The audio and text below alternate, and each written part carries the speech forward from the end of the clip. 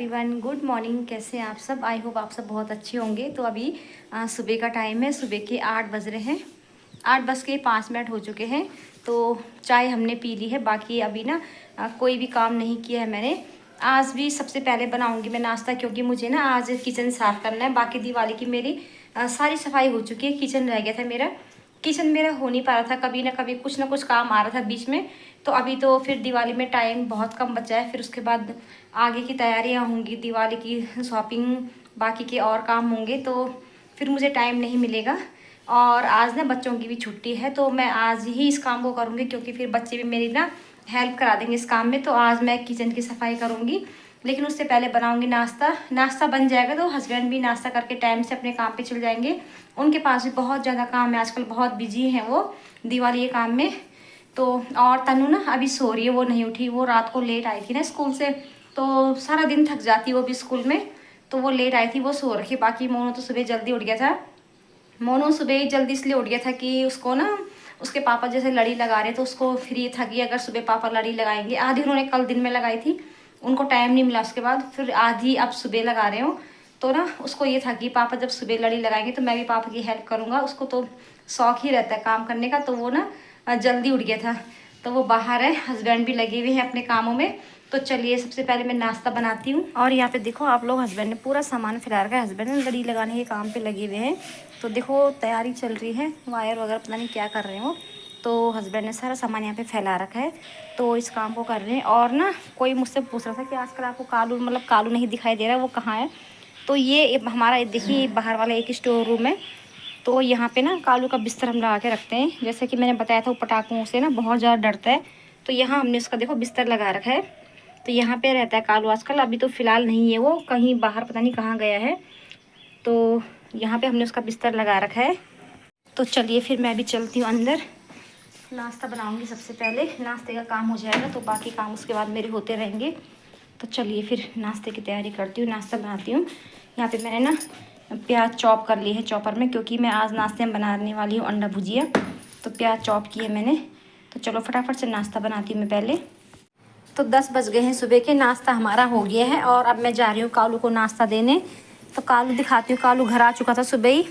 तो कालू दिखाती हूँ, देखिए कालू बाहर आ गया। चल अंदर, चल अंदर, चलो आ जा। कोई कह रहा था ना कि कालू नहीं दिखाई दे रहा आजकल, तो ये रहा कालू। आ कालू, ले यहाँ पे आ। ये इसका बिस्तर ले बेटे, आ जा यहाँ पे बैठ, अम कर। आओ चलो खाओ उसको, जल्दी आ चलो, एट दिस, अम कर जल्दी। तो देखो ये अपना डिब्बा खाने लग गया। अब ये दिन भर यहीं पे सो रहेगा, सोया हुआ अपने बिस्तर में, बाहर नहीं निकलेगा ज़्यादा, क्योंकि बाहर पटाखे फूट रहे हैं ना। तो ये डर रहा है। खाओ चलो। तो इसको भी दे दिया है मैंने नाश्ता। ये नाश्ता कर लेगा और मैं लगती हूँ अपने कामों पे। अभी ठीक 10:30 हो गए हैं। बर्तन मैंने धो लिए हैं और बर्तन धो के ना मैंने बाहर रख दिया बर्तनों का टोकरा, क्योंकि किचन साफ़ कर रही हूँ तो किचन में फिर मुझे जगह चाहिए। और अभी तो मैंने सारे ये डिब्बे, जितने भी मेरे पास स्टील के डिब्बे हैं, सारे डिब्बे मैंने ना निकाल के यहाँ पे रख लिए हैं। इन डिब्बों को मैं एक एक करके धोऊँगी। और देखिए यहाँ से ऊपर से ना मैंने डिब्बे सारे खाली किए हैं। ये यहाँ पे ऊपर मेरे स्टील के डिब्बे रखे होते हैं ना, एक और डिब्बा रह गया यहाँ पे, उसको भी निकालूंगी मैं। तो ये सारे डिब्बे निकाल लिए हैं मैंने, इनको धोऊंगी मैं, खाली करके धोऊंगी। इनके अंदर सामान है, कोई खाली है, किसी के अंदर थोड़ा बहुत सामान है। तो सामान सारा बाहर निकालूंगी प्लेट में, उसके बाद इनको धोऊंगी। और किचन देखो मेरा, उसके बाद मैं करूँगी अपनी पूरी किचन की सफाई। चिमनी तो हस्बैंड ने साफ़ कर दी थी। इसका ना यहाँ से एक ढक्कन हमने यहाँ पे रखा हुआ है निकाल के, इसका ये लॉक होता है ना जो, तो लॉक इसका थोड़ा लूज हो गया, तो ये गिर जा रहा है बार बार। तो हस्बैंड ने बोला इसका लॉक चेंज करेंगे, इसलिए ना मैंने यहाँ पे नहीं लगाया इसको। बाकी ये सारा सामान जो है इसको हटा के यहाँ पे भी साफ़ करूँगी। इधर भी पूरी रैक खाली करके मुझे ये साफ़ करनी है। ऊपर स्लैब पे भी थोड़ा बहुत सामान है, तो यहाँ भी मुझे साफ़ करना है। और इधर अंदर ड्रॉर के अंदर जो डिब्बे थोड़े बहुत सामान रखा हुआ है, वो सब निकाल निकाल के मुझे साफ़ करना है। तो किचन साफ़ करने में तो मुझे ना बहुत ज़्यादा टाइम लगने वाला है आज। तो चलिए फिर देर नहीं करते, फटाफट से लगती हूँ अपने किचन को साफ़ करने में। तो अभी ना वो स्टील वाले जो मेरे डिब्बे थे उनको मैंने खाली करके ना धो के बाहर में रख लिया था। बाहर धूप आ रखी थी अच्छी, तो मैंने कहा जब तक मेरा किचन का काम निपटेगा तब तक डिब्बे अच्छी तरह सूख जाएंगे। और उन डिब्बों में जो भी सामान था ना, उसमें दाल, मतलब चाय पत्ती, चीनी वगैरह जो भी चीज़ें थी, तो वो सारा सामान मैंने ना उनको प्लेटों में निकाल के और कमरे में रख लिया था, क्योंकि किचन में तो रख ही नहीं पाती, किचन की सफाई चल रही है। तो उनको सारे उस चीज़ों को मैंने प्लेटों में भर के कमरे में रख दिया था। और उसके बाद अब मैं यहाँ पे करने लग गई थी किचन की सफाई। सबसे पहले मैंने यहाँ पे ना स्लैब पे, चिमनी पे, टाइल्स पे एक सूखा कपड़ा मारा था।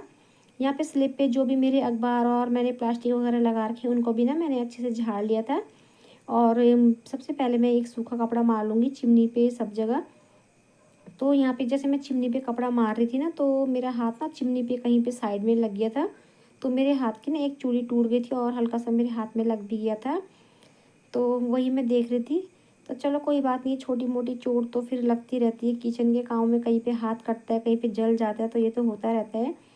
तो बस फिर से लग गई थी मैं अपने काम से। और यहाँ पे ना मैं उधर मेरे साफ़ करने के बाद मैं इधर आ गई थी खिड़कियाँ साफ़ करने। खिड़की में धूल झाड़ रही थी मैं कपड़े से। और ये जो ऊपर वाली खिड़कियाँ हैं ना हमारी किचन की, इनको हम नहीं खोलते हैं, ज़रूरत ही नहीं पड़ती इतनी, क्योंकि किचन में ना आराम से काफ़ी सारा उजाला हमारा हो जाता है। इस तरफ से हमारे किचन की खिड़की है, तो यहाँ से ना बाहर से एकदम उजाला आता है। तो ऊपर वाली खिड़कियाँ हम कभी नहीं खोलते, बंद ही रखते हैं। बस अभी मैंने साफ़ करने के लिए खिड़कियाँ खोली थी ऊपर वाली, और फिर मैंने साफ़ करने के बाद ना खिड़कियों को बंद कर दिया था। तो ऊपर की साइड से साफ़ करने के बाद अब मैं यहाँ पे नीचे की तरफ से खिड़कियाँ साफ़ करूँगी, कपड़ा मार के धूल अच्छी तरह साफ़ कर लूँगी। और जब मैं यहाँ पे खिड़की में जाली में कपड़ा मार रही थी ना, तो मैं सोच रही थी यार इतनी बार मैंने कपड़ा मार लिया तो फिर भी धूल हट क्यों नहीं रही है। लेकिन बाद में मेरे दिमाग में आया कि अरे जो धूल मुझे दिखाई दे रही है वो बाहर की तरफ से जाली में लगी हुई। तो मैं ना उसी टाइम बाहर गई और मैंने फिर बाहर की तरफ से भी झाड़ लिया था। मैं बाद में भी कर लेती, लेकिन फिर मुझे ऐसा रहता कि नहीं, किचन जाली अभी भी अंदर से गंदी है, जबकि भले ही वो बाहर से दिख रहा था। तो अंदर से साफ़ करने के बाद मैं बाहर चली गई थी और बाहर से भी ना मैंने खिड़की की जाली को अच्छी तरह से झाड़ लिया था। और खिड़की साफ़ करने के बाद अब मैं आ गई थी यहाँ पे। मैंने ना हाथ में एक जो बर्तन धोने वाला स्क्रबर होता है ना, तो ये स्क्रबर हमेशा अपने पास में एक्स्ट्रा में रखती हूँ। तो ये स्क्रबर मैंने ले लिया था और इस पर साबुन लगा के मैं सारी टाइल्स पे साफ़ कर रही थी। क्यों, सफाई तो हम डेली किचन की करते हैं, लेकिन ना कभी कभार हल्का फुल्का गंदा कहीं पे रह जाता है, तो डीप क्लीनिंग में ही ये सारी चीज़ें साफ़ होती हैं। तो सारी टाइल्स को साफ़ करने के बाद अब मैं यहाँ पे अपना गैस स्टोव साफ़ कर रही थी। मैंने सोचा था कि इस गैस को मैं निकाल के और सिंक में जाके इसको धोऊंगी या फिर बाहर में जाके धोऊंगी। लेकिन जैसे ही मैं इसकी पाइप लगी हुई होती है ना जहाँ पे, तो वो पाइप निकाल रही थी, तो काफ़ी मतलब काफ़ी मशक्क़त की मैंने, लेकिन उस पाइप को मैं नहीं खोल पाई। बहुत टाइट से वो पाइप लगी हुई है, तो नहीं खोल पाई। फिर मैंने कहा चलो छोड़ो, अपना टाइम बर्बाद नहीं करती हूँ, मेरा ही टाइम जा रहा है इसमें। तो मैंने फिर ना गैस को यहीं पे स्लिप में ही साफ़ कर लिया था। फिर मैंने खोल के नहीं धोया इसको, बाहर जाके नहीं धोया। तो इस वजह से मैंने इसको स्लिप में रख के ही साफ़ कर लिया था, वरना ना मैं इसको पानी से पूरा अच्छी तरह से सिंक में या फिर बाहर जाके धोती। तो गैस साफ़ करने के बाद मैंने अपनी बर्तनों की रैक को भी साफ़ किया। वहाँ पे जो मैंने प्लास्टिक अखबार वाला वगैरह बिछा रखे थे, तो उनको मैंने साफ़ किया। और वहाँ पे जो बर्तन लगे हुए हैं ना, उनके बर्तनों को भी मैंने एक एक करके इन बर्तनों को भी साफ़ किया।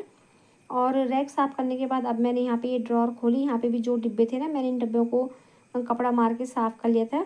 इन डिब्बों को मैंने धोया नहीं था, क्योंकि ये डिब्बे तो अंदर पैक रहते, तो ये डिब्बे एकदम साफ़ थे, बिल्कुल भी गंदे नहीं थे, साफ़ थे। जैसे मैंने डिब्बे रखे थे तो वैसे ही ये डिब्बे थे यहाँ पे। तो मैंने ना इनमें कपड़ा मार के इनको साफ़ कर लिया था, धोया नहीं था मैंने, तो मेरा एक काम ये भी बच गया था।